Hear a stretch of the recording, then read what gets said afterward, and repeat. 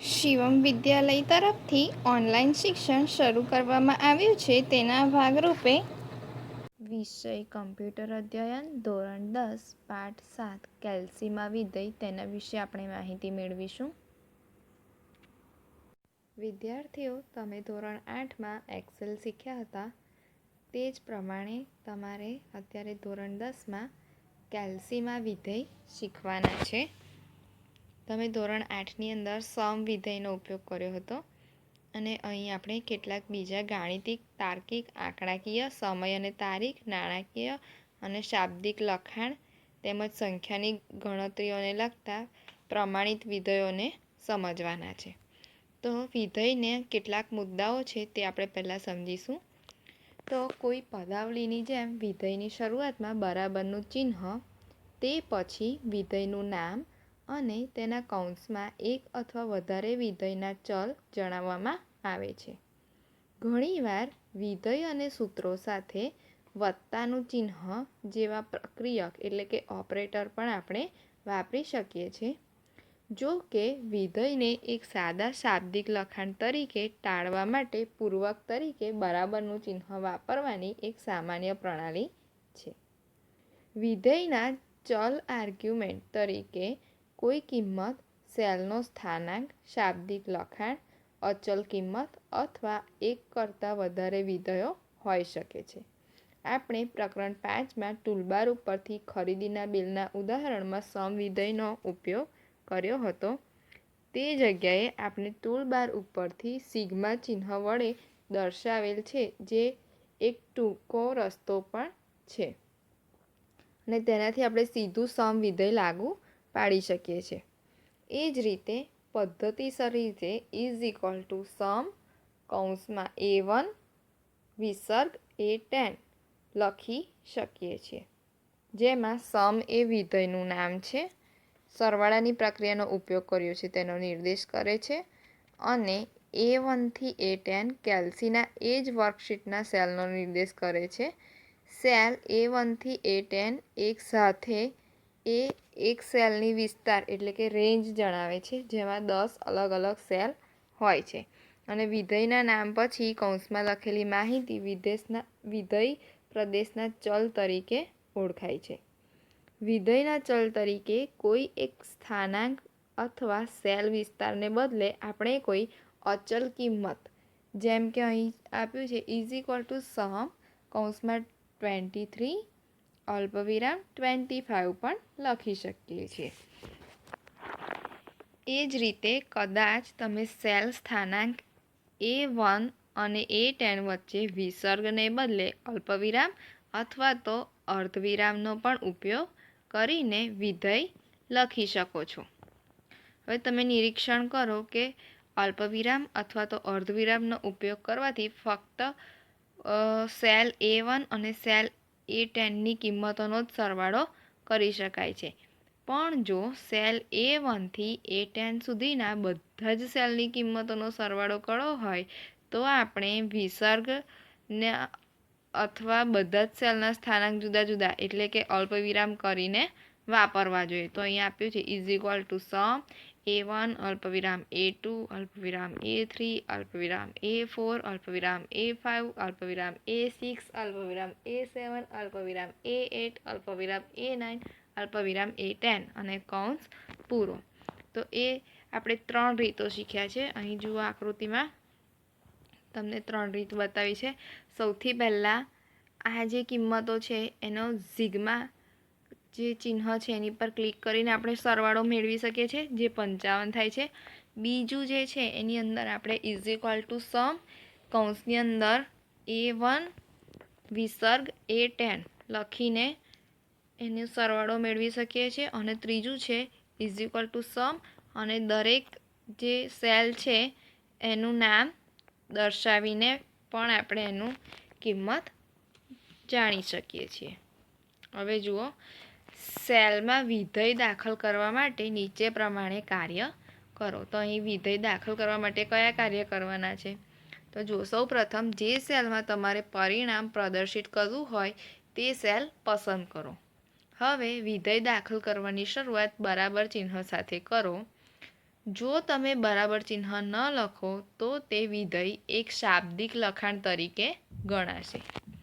ત્યાર પછી વિધેયનું નામ દાખલ કરો, તે પછી વિધેયના ચલ દાખલ કરો અને એન્ટર કી દબાવો. જેમ કે આપણે અગાઉના ઉદાહરણમાં જોયું કે ઇઝ ઇક્વલ ટુ લખ્યું, પછી વિધેયનું નામ સમ લખ્યું, પછી વિધેયના ચલ લખ્યા, જેમ કે એની વેલ્યુ લખી આપણે A1 વિસર્ગ A10 કૌંસ પૂરો અને પછી એન્ટર કી દબાવી. ત્યાર પછી આવે છે ફંક્શન વિઝાર્ડ. તો ટૂલબાર ઉપર અનેક વિધેયોના આઇકન રાખવા અથવા આપણે તમામ વિધેયોને વાક્ય રચના સાથે યાદ રાખવા શક્ય નથી. આથી ઘણા ખરા વિધેયો ફંક્શન વિઝાર્ડ વડે દાખલ કરવામાં આવે છે. હવે ફંક્શન વિઝાર્ડ આપણે કઈ રીતે ઉપયોગમાં લઈ શકીએ છીએ? તો જુઓ, જે સેલમાં પરિણામ પ્રદર્શિત કરવું હોય તે સેલને પસંદ કરો. ત્યાર પછી ઇન્સર્ટ મેનુમાંથી ફંક્શન ઉપર ક્લિક કરો. આ કાર્ય તમે Ctrl+F2 કીબોર્ડ પરથી દબાવીને પણ કરી શકો છો. ત્યાર પછી જુઓ, અહીં આકૃતિ 7.2માં ફંક્શન વિઝાર્ડનું આઇકન આપ્યું છે ફોર્મ્યુલા ટૂલબાર પર. તો એના ઉપર ક્લિક કરીને પણ તમે ફંક્શન વિઝાર્ડને ખોલી શકો છો. તો ફંક્શન વિઝાર્ડ આ પ્રમાણેનું ડાયલોગ બોક્સ તમને જોવા મળશે. અહીં તમને ફંક્શનની અંદર જુદા જુદા ફંક્શન આપ્યા છે. તો અહીંયા આપણે સમ ઉપર ક્લિક કરવાનું છે અને પછી નેક્સ્ટ બટન દબાવવાનું છે. તો જે સમ છે એ તમને 30 ચલની કિંમતો આપે છે, જેને તમે સ્થાનાંક અથવા વિસ્તાર એક પછી એક દાખલ કરી શકો છો. અહીં તમે જુઓ નંબર 1, નંબર 2, નંબર 3, નંબર 4 એ પ્રમાણે તમને કિંમતો આપે છે. હવે અહીંયા બાજુમાં જુઓ, અહીંયા આગળ સિલેક્ટ બટન આપ્યું છે આ. તો એની ઉપર ક્લિક કરશો તો આ જે ફંક્શન વિઝાર્ડ છે એ આ પ્રમાણે નાનું થઈ જશે. નાના ટૂલબાર પ્રકારના લંબચોરસ બોક્સમાં પરિવર્તિત થઈ જશે અને સ્ક્રીન પર તમે વર્કશીટ વિસ્તાર તેમજ નાનું થયેલું ફંક્શન વિઝાર્ડ પણ જોઈ શકશો. હવે તમે માઉસ વાપરીને સેલ કે સેલ વિસ્તાર પસંદ કરવા માટે મુક્ત છો અને આ નાનું થયેલું ફંક્શન વિઝાર્ડ અને વર્કશીટ વિસ્તાર દર્શાવેલો છે. જે ડેટા તમે રસ ધરાવતા હોય તે વર્તમાન શીટમાં ઉપલબ્ધ ન હોય તો તમે અન્ય શીટ ઉપર પણ જઈ શકો છો અને ફંક્શન વિઝાર્ડ ઉપર તે ડેટા ચકાસી શકો છો. હવે અહીંયા જુઓ, મેક્સિમાઇઝ બટન આપ્યું છે. આ મેક્સિમાઇઝ બટન.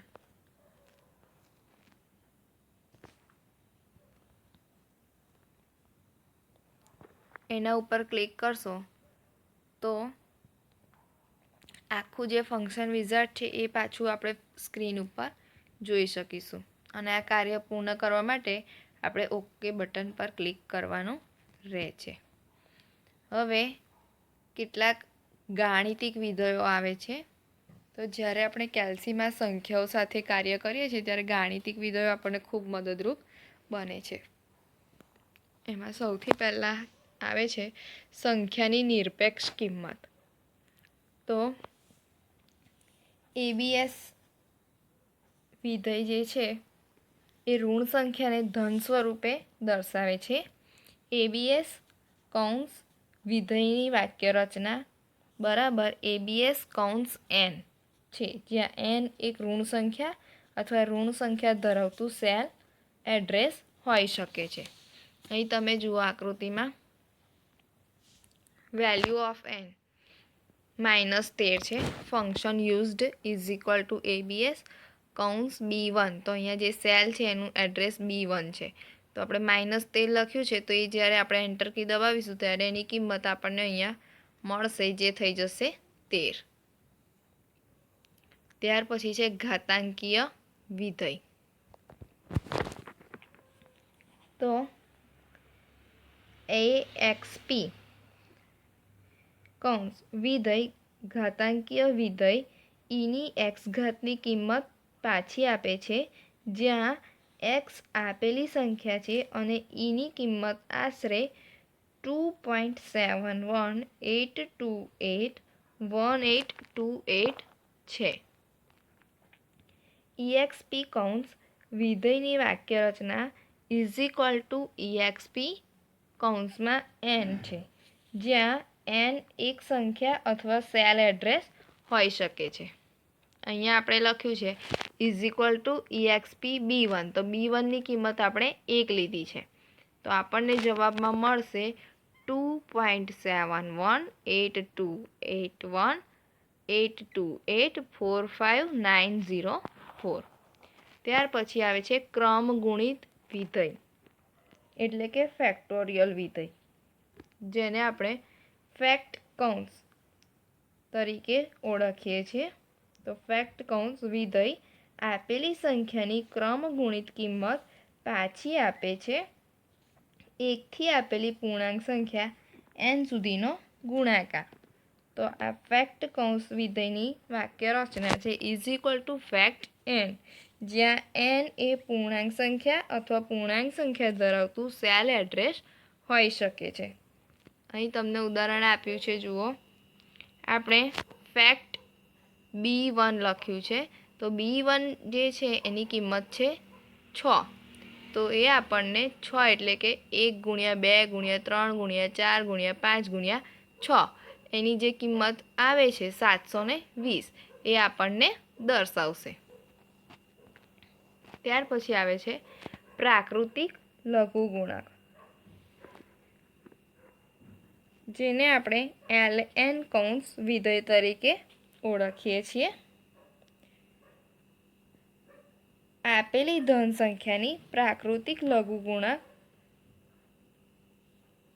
કિંમત પરત આપે છે અને એની વાક્યરચના છે is equal to ln n, જ્યાં n એ ધન સંખ્યા અથવા ધન સંખ્યા ધરાવતું સેલ એડ્રેસ હોઈ શકે છે. આપણે અહીંયા લખ્યું છે is equal to ln B1, તો B1 જે છે એની કિંમત છે 8, તો અહીંયા આપણને લઘુગુણક જે છે એ આધાર ની કિંમત આપણને આપે છે, તો log e 8, તો એનો જવાબ આપણને મળશે 207944154117.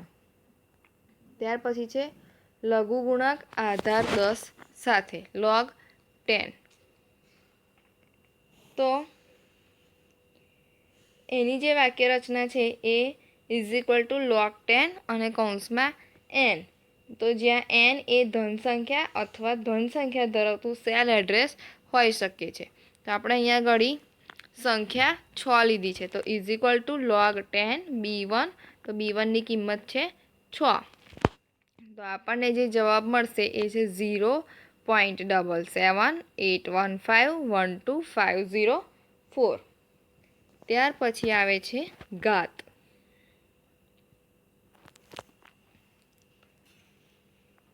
પાવર, તો વિધેય સંખ્યાની ઘાતની ગણતરી કર્યા બાદ કિંમત આપે છે. પાવર વિધેયની વાક્યરચના છે is equal to power n અર્ધવિરામ પાવર, જ્યાં n એ ધન સંખ્યા અથવા ધન સંખ્યા ધરાવતું સેલ એડ્રેસ હોઈ શકે છે અને પાવર એ ધન સંખ્યા અથવા ધન સંખ્યા ધરાવતું સેલ એડ્રેસ છે. હવે અહીં તમે જુઓ, આપણે લખ્યું છે અહીંયા આકૃતિમાં જુઓ is equal to power B1 જેની કિંમત છે 10 અને B2 જેની કિંમત છે 3, તો B1 અને B2 એટલે 10ની 3 ઘાત, જેનો જવાબ પાવર ફંક્શન આપણને આપશે 1000. ત્યાર પછી છે વિધેયના અનેક ચલનો ગુણાકાર, તો પ્રોડક્ટ વિધેય વધારેમાં વધારે 30 ચલ પ્રદેશનો ગુણાકાર આપણને આપે છે. પ્રોડક્ટ વિધેયની વાક્યરચના છે ઇઝ ઇક્વલ ટુ પ્રોડક્ટ કૌંસમાં n1 અલ્પવિરામ n2 અલ્પવિરામ n3 અને n30 સુધી. તો અહીં જુઓ તમે આકૃતિમાં પ્રોડક્ટ વિધેય લખ્યું છે is equal to product a1 જેમ a2 કોમા b1 જેમ b2 કોમા D1 જેમ D2. તો અહીંયા A1ની કિંમત છે 10, A2ની કિંમત છે 20, B1ની કિંમત છે 1, B2ની કિંમત છે 2. હવે જે C કોલમ છે એ ખાલી છે. ડી કોલમની અંદર D1ની કિંમત છે 3 અને D2ની કિંમત છે 1. તો આ બધાનો ગુણાકાર આ પ્રોડક્ટ વિધેય આપણને આપે છે અને આ બધાનો ગુણાકાર થશે 1200. ત્યાર પછી આવે છે વર્ગમૂળ એટલે કે સ્ક્વેર રૂટ. તો વર્ગમૂળ વિધેય ધન સંખ્યાનું વર્ગમૂળ પરત કરે છે. સ્ક્વેર રૂટની વાક્ય રચના છે =સ્ક્વેર્ડ કૌંસમાં n અને n એ ધન સંખ્યા અથવા ધન સંખ્યા ધરાવતું સેલ એડ્રેસ હોઈ શકે છે. અહીં જુઓ આકૃતિમાં આપણે =સ્ક્વેર્ડ B1 લખ્યું છે. તો B1ની કિંમત આપણે 100 લીધી છે. તો 10નું વર્ગમૂળ 100 થાય છે. તો આપણને જવાબ 10 મળશે. ત્યાર પછી છે પૂર્ણાંક સંખ્યા.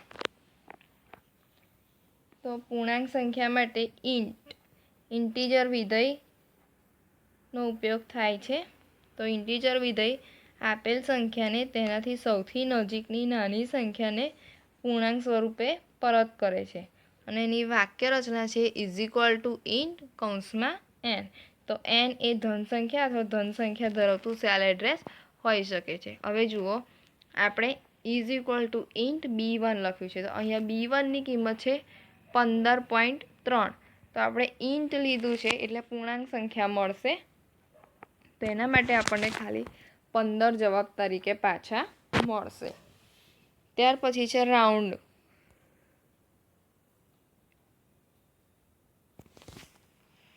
તો રાઉન્ડ વિધેય આપેલ અપૂર્ણાંક સંખ્યાની નજીકનો પૂર્ણાંક ભાગ દર્શાવે છે. રાઉન્ડ વિધેયની વાક્ય રચના રાઉન્ડ નંબર અર્ધવિરામ નંબર ડિજિટ છે. અહીં નંબર તરીકે એ અપૂર્ણાંક સંખ્યા છે કે જેને જણાવેલ દશાંશ સંખ્યા સુધી ટૂંકાવવી અને બીજી કિંમત નંબર ડિજિટ તરીકે જેટલા દશાંશ સ્થાન સુધીની સંખ્યાને ટૂંકાવી હોય તે સંખ્યા હોય છે. અહીં તમે જુઓ રાઉન્ડમાં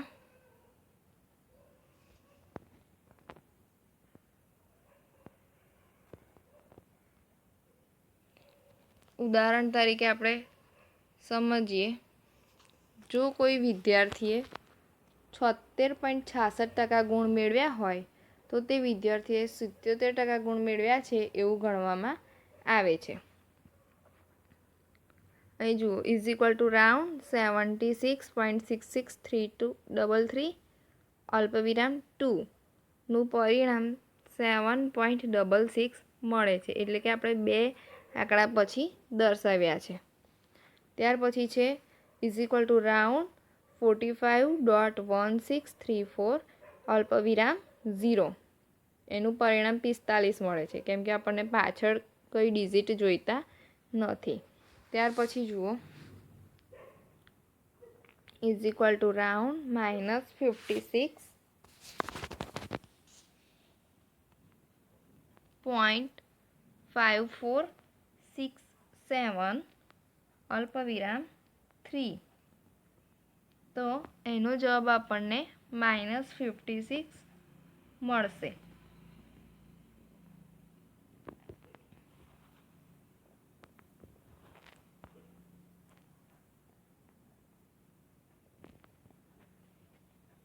ત્રણ ડિજિટ સુધી.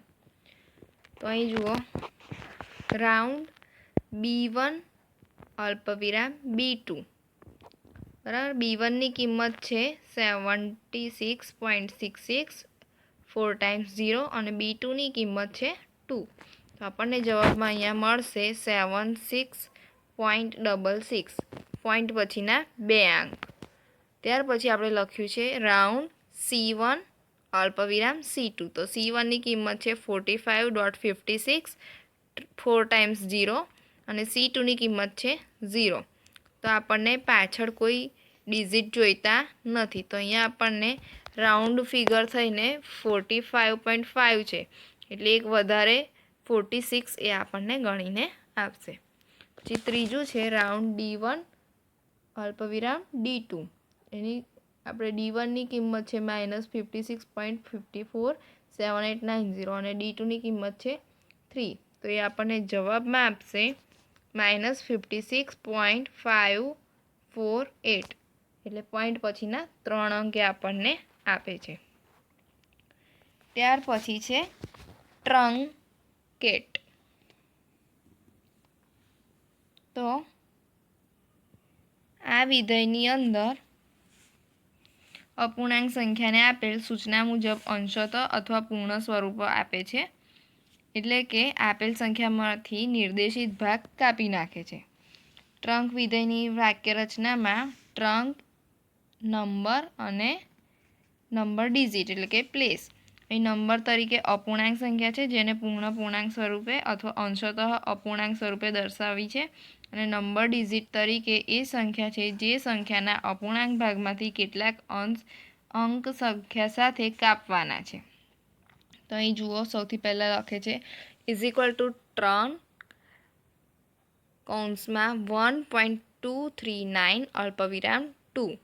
એનું પરિણામ આપણને 1.23 મળશે અને અંક 9 એ આપણને મળશે નહીં. ત્યાર પછી છે ટ્રંક 12.5. એનું પરિણામ આપણે 12 મળશે, અંક 5 જે છે એ આપણને મળશે નહીં. ત્યાર પછી છે ટ્રંક -15.72. એનું પરિણામ આપણને -15 મળે છે, અંક 7 અને 2 આપણે ગુમાવી દઈએ છીએ. એટલે ટ્રંક વિધેય આપેલી સંખ્યામાંથી નિર્દેશિત ભાગ ફક્ત કાપી જ નાખે છે, તે સંખ્યાને રાઉન્ડ કરતું નથી. તો અહીં જુઓ, જે રીતે આપણે અગાઉ જોયું હતું કે અહીંયા 45.56 છે તો એ રાઉન્ડ કરીને આપણને 46 આપે છે.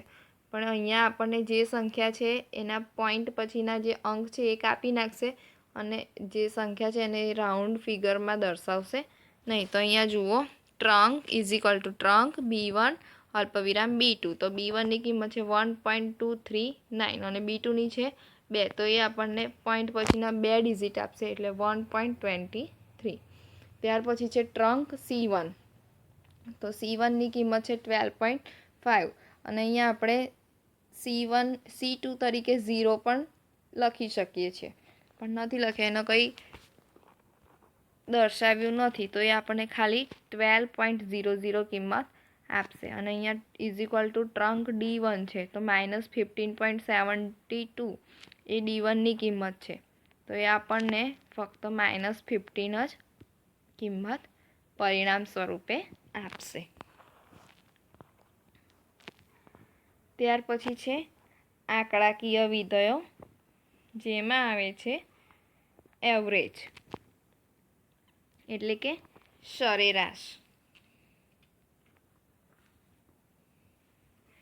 તો જે એવરેજ વિધેય છે એ વધારેમાં વધારે 30 ચલ પ્રદેશની સંખ્યા સરેરાશ કિંમત પરત કરે છે. એવરેજ એ અંકગણિતના મધ્ય તરીકે પણ ગણવામાં આવે છે અને તેની કિંમત આપણે અર્ધવિરામ ચિહ્નથી જુદી પાડી શકીએ છીએ. એની વાક્યરચના છે એવરેજ N1 અર્ધવિરામ N2 અર્ધવિરામ N3 N30 સુધી. અહીં દરેક વિધેયનો દરેક ચલ કોઈ સંખ્યા, સેલ એડ્રેસ કે સેલ વિસ્તાર હોઈ શકે છે. અહીં જુઓ, આપણે B1માં લખ્યું છે 10, C1માં લખ્યું છે 7, D1માં લખ્યું છે 6, E1માં લખ્યું છે 8, F1માં લખ્યું છે 9 અને G1માં લખ્યું છે 5. તો એવરેજ B1 જેમ G1. તો આપણને આ બધાનું જે સરેરાશ છે એ જોવા મળશે, જે થાય છે 7.5. ત્યાર પછી છે મધ્યક એટલે કે મીન. તો જ્યોમીન વિધેય આપેલી સંખ્યાઓની સમગુણોત્તર મધ્યક એટલે કે જ્યોમેટ્રિક મીનની કિંમત પાછી આપે છે. આ વિધેય દ્વારા ઋણ ન હોય તેવી n સંખ્યાઓનો સમગુણોત્તર મધ્યક મેળવવા માટે બધી જ n સંખ્યાઓનો ગુણાકાર કરી પછી તેનું nth મૂળ કાઢવામાં આવે છે. GNOMEની વાક્યરચના છે GNOME n1 અલ્પવિરામ n2 અલ્પવિરામ n3 થી n30. અહીં દરેક ચલ n1 n2 n3 થી n30 કોઈ સંખ્યા, સેલ એડ્રેસ અથવા તો સેલ વિસ્તાર હોઈ શકે છે. જેમ કે આપણે અહીંયા લખ્યું છે GNOME 10 7 6 8 6 5, તો એનો જવાબ આપણને મળશે 6.8. અહીંયા આપણું જે ફંક્શન છે એની જગ્યાએ આપણે એવરેજની જગ્યાએ જીઓમિક લખવાનું રહે છે.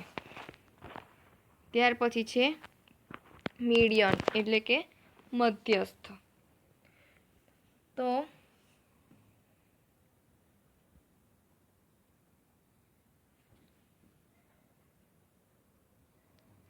મધ્યસ્થ એ આપેલી શ્રેણીને ક્રમમાં ગોઠવ્યા પછીની મધ્ય સંખ્યા છે.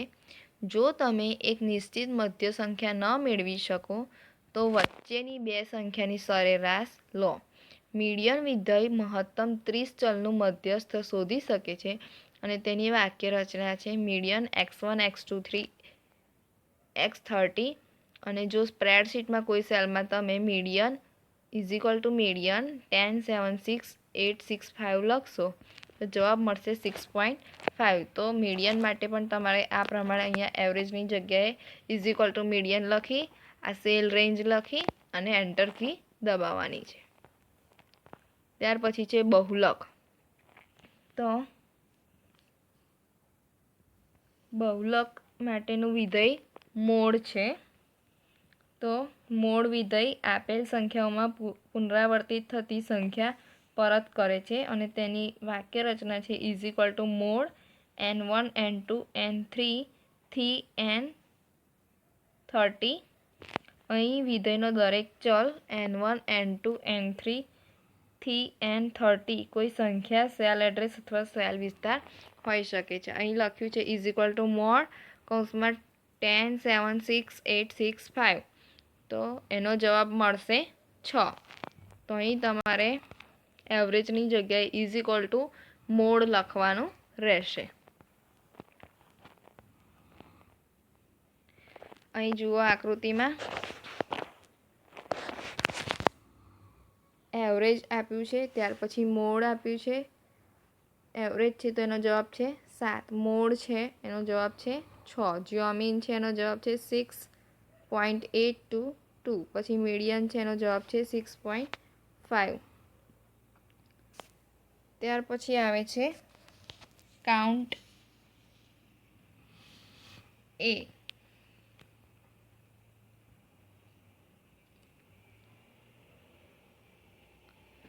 તો આ વિધેય છે એ કુલ કેટલા સેલમાં અથવા ચલમાં કરવામાં આવ્યો છે કિંમતનો સંગ્રહ તેની સંખ્યા આપે છે. તમે મહત્તમ 30 ચલ અર્ધવિરામના ચિહ્નથી અલગ પાડીને આપી શકો છો. તેમાંથી કેટલાક ચલમાં અમુક કિંમત હોઈ શકે છે અને કેટલાક ખાલી પણ હોઈ શકે છે. આ વિધેય અમુક કિંમત ધરાવતા સેલની કુલ સંખ્યા આપે છે અને આની આપણે વાક્યરચના જોઈશું તો એનો જવાબ આપણને 6 મળશે. ત્યાર પછી છે મોટામાં મોટી વેલ્યુ એટલે કે લાર્જેસ્ટ વેલ્યુ. તો લાર્જ વિધેય આપેલી x સંખ્યાના ગુણમાંથી kth સૌથી મોટી આંકડાકીય કિંમત પાછી આપે છે.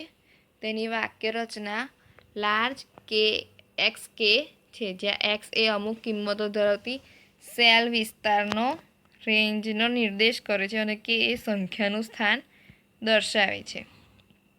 અહીં આપણે 8, 6 અને 5ની કિંમતો ગણવામાં લાર્જ વિધેયમાં 2 કિંમત આપીએ છીએ, તો આપણે જવાબ 8 મેળવીશું.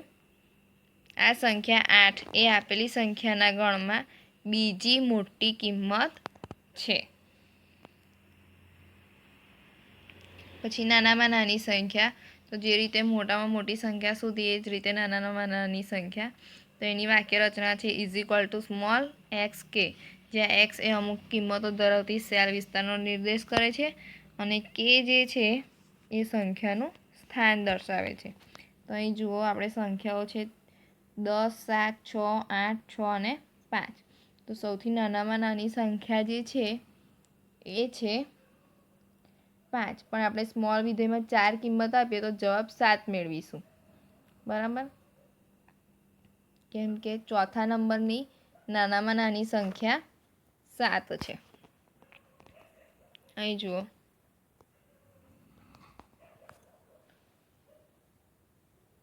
કાઉન્ટ B1 જેમ G1. તો B1 થી G1 ની કિંમતો લીધી છે સેલ રેન્જ, તો એનો જવાબ આપણને 6 મળશે. લાર્જની અંદર આપણે કિંમત 2 લીધી છે.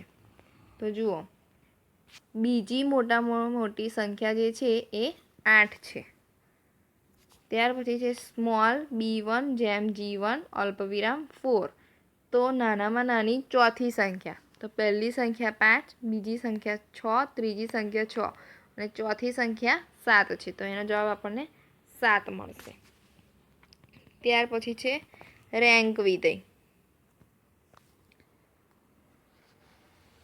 તો રેન્ક વિધેય આપેલ સંખ્યાઓના ગણમાંથી આપવામાં આવેલ સંખ્યાનો ક્રમ એટલે કે રેન્ક પરત કરે છે અને એની વાક્યરચના છે is equal to rank, number, પછી સેટ અને ઓર્ડર. અહીં નંબર એ સંખ્યા કે સેલ એડ્રેસ હોઈ શકે છે, જેમાં ક્રમ તમારી યાદીમાં કેટલામો છે તે જણાવવું છે. સેટ એ સેલ વિસ્તાર હોઈ શકે છે અને ઓર્ડર એ સ્થાન.